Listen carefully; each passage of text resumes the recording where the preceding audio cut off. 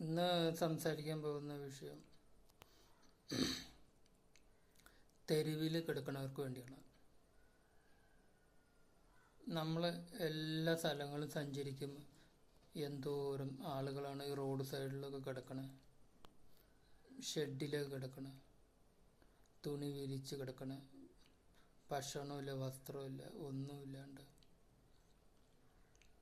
അത് നമ്മൾ എപ്പോഴെങ്കിലും ശ്രദ്ധിച്ചിട്ടുണ്ടോ?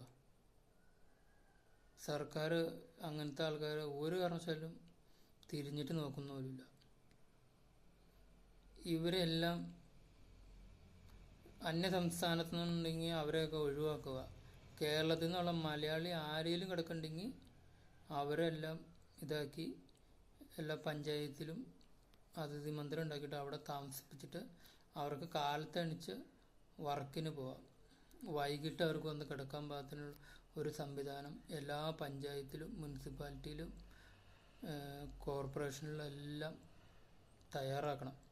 ഒരാളുകളെ രാത്രി തെരുവിലൂടെ കിടക്കാൻ അനുവദിക്കരുത്. അതിനുവേണ്ടി ഒരു പ്രത്യേക പദ്ധതി തയ്യാറാക്കണം.